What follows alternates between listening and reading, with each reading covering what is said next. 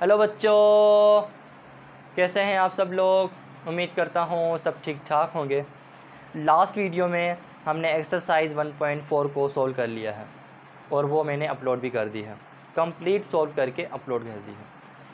आज की जो वीडियो का जो मुद्दा है बहुत ही इंटरेस्टिंग और बहुत ही इम्पोर्टेंट है, क्योंकि आज हम उस नंबर को, उस चीज़ को पढ़ने वाले हैं जो मैथमेटिक में एग्जिस्ट करता नहीं था, लेकिन खुद ही आ गया मैथमेटिक के अंदर, खुद ही उसकी ज़रूरत पड़ गई मैथमेटिक के अंदर।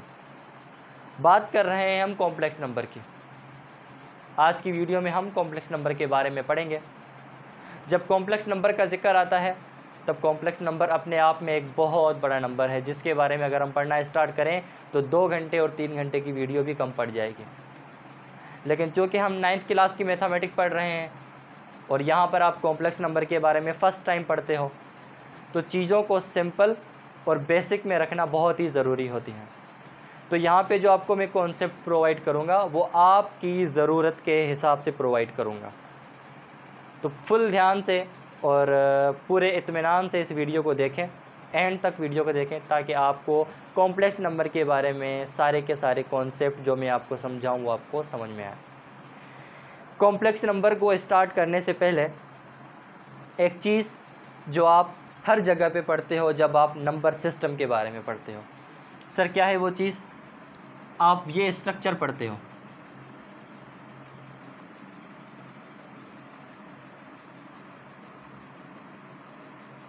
कॉम्प्लेक्स नंबर, और हम ये कहते हैं कि भाई कॉम्प्लेक्स नंबर के 2 टाइप्स हैं। एक क्या है, रियल नंबर है।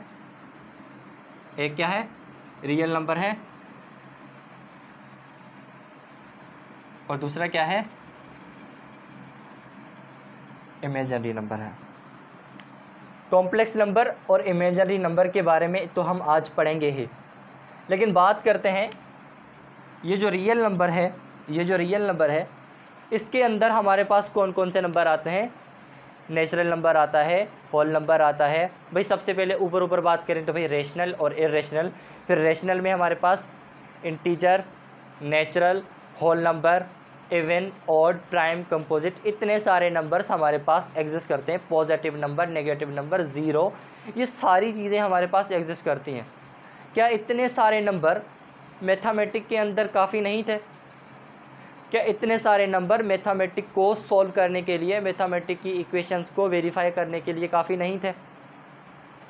जी हाँ, बिल्कुल ये काफ़ी नहीं थे, तभी इस नंबर ने जन्म लिया है। अब एक चीज़ वो होती है जिसे लोग खुद दरियाफ्त करते हैं, इन्वेंट करते हैं, और एक चीज़ वो होती है जो खुद ब खुद एग्जिस्ट हो जाती है, वो जो ज़ाहिर हो जाती है। ये नंबर एक तरह का वो नंबर है जो मैथमेटिक को पढ़ते पढ़ते ये नंबर ज़ाहिर हो गया, सही है, अपीयर हो गया, जहाँ से हमें सोचना पड़ गया कि भाई ये नंबर कौन सा है, इस नंबर का सॉल्यूशन क्या है। तो पढ़ते हैं इस नंबर के बारे में, क्या है ये नंबर, कौन सा नंबर था और कैसे इसका जन्म हुआ है। सबसे पहले मैं आपसे सवाल करूँगा, जो बुक में भी आपसे सवाल किया गया है, क्या आपके पास इस इक्वेशन का सॉल्यूशन है, x² - 1 = 0। अगर मैं आपसे कहूँ मुझे यहाँ पर 0 बना कर दें, आप क्या करेंगे? आप कहेंगे सर कि x की जगह पे अगर आप 1 रखेंगे और 1 का स्क्वायर करेंगे, अगर 1 का स्क्वायर करेंगे तो 1 का स्क्वायर 1 आएगा, और ये -1। अब ये पॉजिटिव का है और ये नेगेटिव का है, पॉजिटिव और ये नेगेटिव की वैल्यूज़ कट हो जाएंगी, यहाँ पे 0 बचेगा और ये इक्वल टू हो जाएगा 0 को। सर ये तो सॉल्व हो गया। जी हाँ, बिल्कुल ये सॉल्व हो गया। क्या हो अगर मैं आपसे कहूँ कि मुझे x² + 1 का रिज़ल्ट बताएं और यहाँ पे मुझे 0 बना के दें, अब आप कहेंगे सर हम यहाँ पे -1 रख लेते हैं। ठीक है, आप -1 रखें, आप -1 का स्क्वायर करें, फिर यहाँ पे +1 = 0। अब आपको ये लाजमी पता होना चाहिए कि जब आप -1 का स्क्वायर करेंगे तो इसका रिज़ल्ट क्या आएगा। Minus into minus plus, 1 into 1 1, तो ये भी पॉजिटिव 1 हो जाएगा। अब ये पॉजिटिव 1 ये तो कट नहीं होंगे, ये तो 2 बन जाएंगे और 2 इज इक्वल टू 0, लेकिन हमें यहाँ पे 2 चाहिए नहीं, हमें यहाँ पे 0 चाहिए। आपकी बहुत ही अमीर और रिच इन्फॉर्मेशन के लिए ये बता दूँ, कोई भी ऐसा रियल नंबर नहीं है जिसको आप यहाँ पे रखें और ये सारा ऑपरेशन परफॉर्म करके मुझे यहाँ पे 0 ला के दें। कोई भी ऐसा रियल नंबर एग्जिस्ट करता ही नहीं है जो आप यहाँ पे पुट करें, ठीक है। अच्छा सर, तो सर इसका रिज़ल्ट क्या, इसका सॉल्यूशन क्या आएगा, इसको कैसे सोल्व करेंगे? इसको हम सोल्व नहीं कर सकते सिंपली। क्यों? क्योंकि अब इसका जो अल्टरनेटिव बचता है वो ये बचता है कि हम क्या करें, इस नंबर को इक्वल के उस साइड लेके जाएं, ठीक है, उस साइड लेके गए और ये -1 बन गया। अब क्या करें, इस स्क्वायर को ख़त्म करने के लिए और इसको सोल्व करने के लिए हम क्या करते हैं, हम दोनों तरफ स्क्वायर रूट अप्लाई कर देंगे। स्क्वायर रूट क्यों करेंगे? स्क्वायर रूट इसलिए कर रहे हैं ताकि स्क्वायर रूट और ये स्क्वायर आपस में कैंसिल होकर यहाँ पे सिर्फ और सिर्फ x बच जाए। सही है, इतनी मैथमेटिक आपको समझ में आ जानी चाहिए, इतनी मैथमेटिक, क्योंकि इससे पहले हम लॉ ऑफ एक्सपोनेंट पढ़ चुके हैं, प्रॉपर्टीज़ ऑफ स्क्वायर रूट भी पढ़ चुके हैं, ठीक है। अच्छा, दोनों तरफ हमने स्क्वायर रूट अप्लाई कर लिया। सर ये जो स्क्वायर रूट है और ये जो स्क्वायर है ये दोनों कैंसिल हो जाएंगे, यहाँ पर बचेगा 1। अब इसका सॉल्यूशन क्या आएगा? आप कहेंगे सर ये तो हमने देखा ही फर्स्ट टाइम है। आप इसको देख के कंफ्यूज हो गए हो। अब जिस नंबर को देखकर आप कंफ्यूज हो गए हो, यही तो है इमेजिनरी नंबर, यही तो है इमेजिनरी नंबर, यही तो है इमेजिनरी नंबर। कैसे है सर? इस नंबर का कोई भी सॉल्यूशन नहीं है। कैसे सर? कभी आपने रेडिकल के अंदर -4 देखा है? कभी आपने रेडिकल के अंदर -25 देखा है? कभी आपने रेडिकल के अंदर -36 देखा है? नहीं देखा, कभी भी नहीं देखा होगा। अगर देख भी लिया होगा तो आपसे सॉल्व नहीं होगा अगर आपका कॉम्प्लेक्स नंबर पहले नहीं पढ़ा हुआ। सही है, तो ये चीज़ एग्जिस्ट करती नहीं है। जब ये चीज़ एग्जिस्ट नहीं करती है, देन जब इस इक्वेशन को सोल्व करते हैं हमारे पास एक नंबर आता है जो होता है रेडिकल -1, और ये जो नंबर है इसको हम नाम देते हैं किसका? इमेजिनरी नंबर का। किसका? इमेजिनरी नंबर का। ये कौन सा नंबर बन जाता है फिर? Imaginary number. कौन सा? Imaginary number. अब ये जो रेडिकल -1 है ये क्या बन गया? Imaginary number. और इसको हम रिप्रेजेंट करते हैं किससे? आई से। अब इसको कैपिटल आई से रिप्रेजेंट नहीं कर सकते। देखिए मैं बहुत ही बेसिक चीज़ें पढ़ा रहा हूँ कॉम्प्लेक्स नंबर के बारे में और इस इमेजिनरी नंबर के बारे में, क्योंकि 9th क्लास की मैथमेटिक्स में यहाँ पे बेसिक चीज़ें समझाना ही आपके लिए फ़ायदेमंद होगी और आपकी एक्सरसाइजेज भी सॉल्व होंगी बेसिक कॉन्सेप्ट से ही। जब आप फर्स्ट ईयर में मूव करेंगे तब आपको कॉम्प्लेक्स चीज़ें इनके बारे में पढ़ना पड़ेंगी, लेकिन अभी आपको ज़रूरत नहीं है, तो मैं भी आपकी ज़रूरत को आपकी बहुत ज़्यादा ज़रूरत नहीं बना रहा, ठीक है। तो हम इस नंबर को कहते हैं क्या? Imaginary number. Imaginary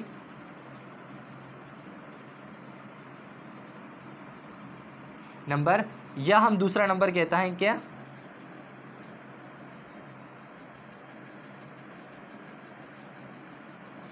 फेसिटिशियस, I think यही कहते हैं, या फिर फेसिटिशियस,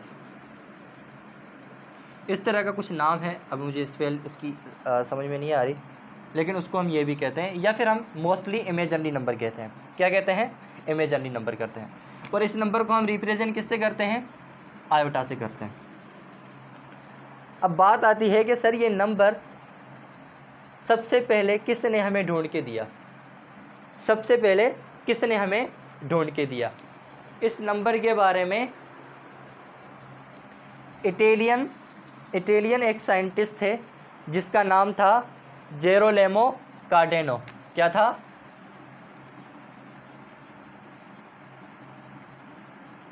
जेरोलेमो कार्डेनो। ये इटालियन साइंटिस्ट थे, और ये साइंटिस्ट तो खैर हम नहीं कह सकते, लेकिन मैथमेटिशियन, उनको भी हम साइंटिस्ट ही कहते हैं, मैथमेटिशियन थे, और ये जैम्बलर भी थे। सही है। तो जब ये क्यूबिक इक्वेशन को सॉल्व कर रहे थे, जब ये क्यूबिक इक्वेशन को सॉल्व कर रहे थे, क्यूबिक इक्वेशन कौन सी, ये जो सॉल्व कर रहे थे ना, वो इस तरह की थी।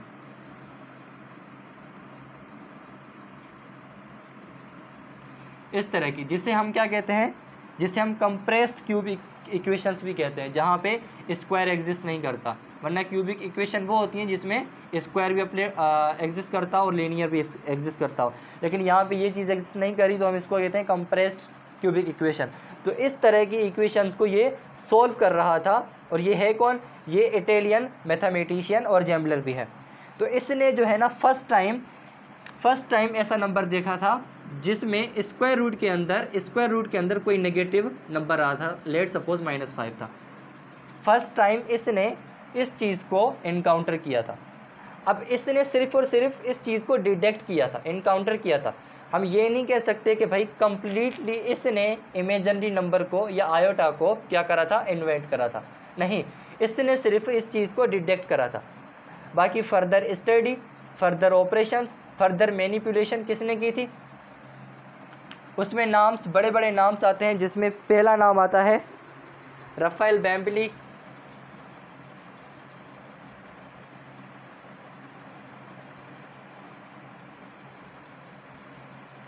और दूसरा एक बहुत ही फेमस नाम है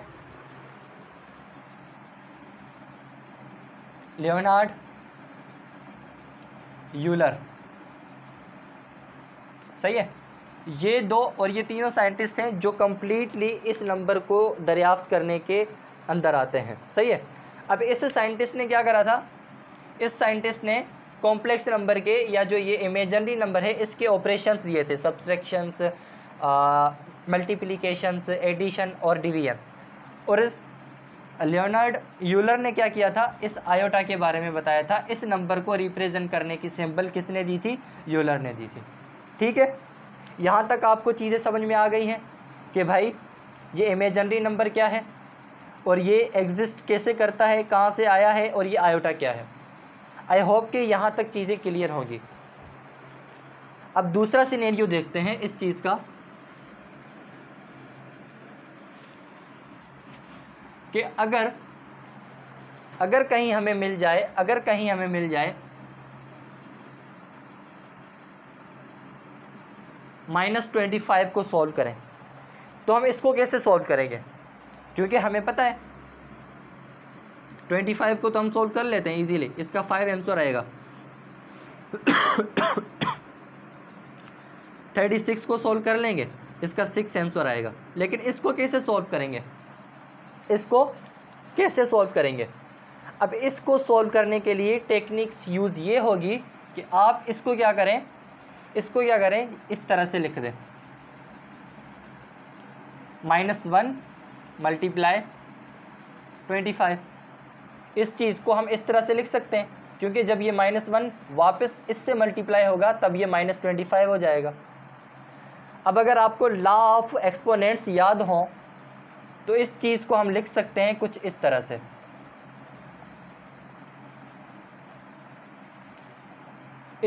लिख सकते हैं। अगर आपको लॉ ऑफ एक्सपोनेंट जो आपके इसी बुक में पिछली वीडियो में मैंने आपको बताए थे, 2-3 वीडियो छोड़ के, ये सारी चीज़ें आपको एक्सरसाइज के अंदर और उसको पढ़ने से पहले आपको मिल गई हैं, और इस चैप्टर के अंदर सारे कॉन्सेप्ट क्लियर है। Law of exponent, square root और उसकी प्रॉपर्टीज़, ये सारी चीज़ें आपने पढ़ रखी हैं, और इन चीज़ को यहाँ पे हम कैसे लिख रहे हैं इसका रूल भी आपको पता ही है। अब इसका आंसर क्या आएगा, स्क्वायर रूट 25 या रेडिकल 25 का 5 आएगा। और ये नंबर कौन सा है, सर ये तो वही नंबर है ना, इमेजिनरी नंबर। जी हाँ, ये वही इमेजिनरी नंबर है। क्या है, इमेजिनरी नंबर है। अब इस नंबर को बार बार ऐसे न लिखना पड़े, तभी यूलर ने हमें इसकी रिप्रेजेंटेशन बताई थी आय से। और इस आय को हम कहते हैं क्या, आयोटा। तो हम इसकी जगह पे क्या लिख देंगे, आय और मल्टीप्लाई 5, मतलब 5 आय, और इसे पढ़ते हैं 5 आयोटा। क्या पढ़ते हैं, 5 आयोटा। तो सर इसका रिज़ल्ट क्या आया, इसका रिज़ल्ट आया 5 आयोटा। क्या आया? 5 आयोटा। तो मतलब जिसके अंदर भी माइनस साइन है और वो परफेक्ट स्क्वायर है, लाइक अगर हमारे पास -36 है, -36 है तो इसका रिजल्ट क्या आएगा? 6 आयोटा। -49 है तो 7 आयोटा। समझ में आ रही है चीज़ें? ठीक है। -4 है तो 2 आयोटा, और अगर -81 है तो 9 आयोटा। ठीक है। ये सारी चीज़ें हैं किसके अंदर? इमेजिनरी नंबर के अंदर और कॉम्प्लेक्स नंबर के अंदर। अब बेसिकली कॉम्प्लेक्स नंबर क्या है?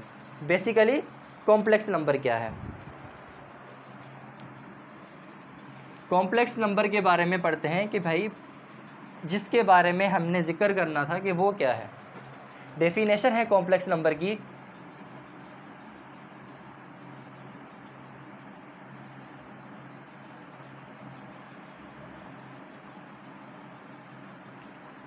कॉम्प्लेक्स नंबर की डेफिनेशन क्या है? सिंपल और बहुत ही इजी डेफिनेशन जो आपको मैं बताना चाहता हूँ वो ये है, कॉम्प्लेक्स नंबर इज द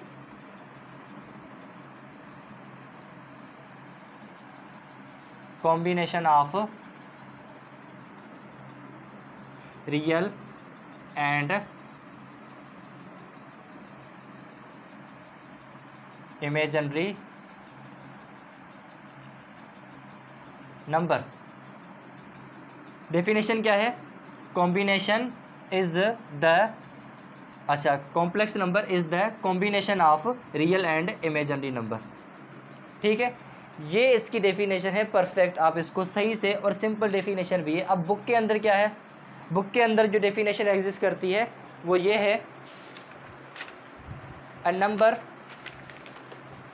अब बुक के अंदर जो डेफिनेशन है वो ये है कि a number of the form a + iota b where a and b are real and imaginary number. सही है, यही चीज़ है। लेकिन इसको आप अगर सिंपली पढ़ना चाहें तो क्या पढ़ेंगे? Complex number is the combination of real and imaginary number. अब जब हम कह रहे हैं कि ये कॉम्बिनेशन है किसका? रियल का और इमेजिनरी नंबर का, देन होता क्या है कि इसकी हम जनरल रिप्रेजेंटेशन लिखते हैं इस डेफिनेशन के हिसाब से, a + b आयोटा। अब देखें ये जो इसमें फर्स्ट नंबर होता है, इसमें ये जो फर्स्ट नंबर होता है जो हम a से रिप्रेजेंट कर रहे हैं, ये होता है रियल नंबर। क्या होता है? Real number.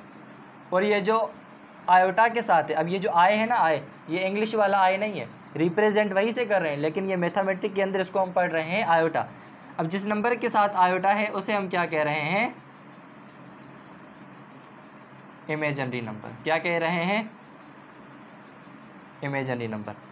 और कॉम्प्लेक्स नंबर को हम रिप्रेजेंट करते हैं किससे? z से। किससे रिप्रेजेंट करते हैं? z से। तो ये सारी चीज़ें थी कॉम्प्लेक्स नंबर और इमेजिनरी नंबर के बारे में और आयोटा के बारे में। आई होप कि आपको ये सारी चीज़ें, ये सारे कॉन्सेप्ट समझ में आ गए होंगे। क्या है इमेजिनरी नंबर, क्यों ज़रूरत पड़ी हमें इमेजिनरी नंबर की, और किन किन लोगों ने इमेजिनरी नंबर को इन्वेंट करा। सही है। कॉम्प्लेक्स नंबर की डेफिनेशन, कॉम्प्लेक्स नंबर को रिप्रेजेंटेशन, और कॉम्प्लेक्स नंबर्स को हम लिखते किस तरह से हैं, ये सारी चीज़ें आज हमने इस वीडियो में कवर कर दी हैं। याद रखें ये चीज़, और ये जो वीडियो है, जो मैंने आज वीडियो ये बनाई है, ये वीडियो टोटली बेसिक है फॉर 9th क्लास स्टूडेंट्स। क्योंकि बेसिक से स्टार्ट कर रहे हो आप, फर्स्ट टाइम कॉम्प्लेक्स नंबर के बारे में पढ़ते हो, तो अगर ये चीज़ आपको बेसिक से और सही से और सिंपली तरीके से नहीं पढ़ाई जाती तो ये आपके लिए कॉम्प्लेक्स बन जाता और ये आपको समझ में नहीं आती। सेम चीज़ जब आप फर्स्ट ईयर में पढ़ेंगे, जब 11th क्लास में पढ़ेंगे, तब आपको खुल के इन चीज़ों के बारे में पढ़ना पड़ेगा। सही है। मिलते हैं नेक्स्ट वीडियो में, कॉम्प्लेक्स नंबर से रिलेटेड ही होगी, कॉन्जुगेट वगैरह हम पढ़ेंगे उसमें। तब तक के लिए अल्लाह हाफ़िज़।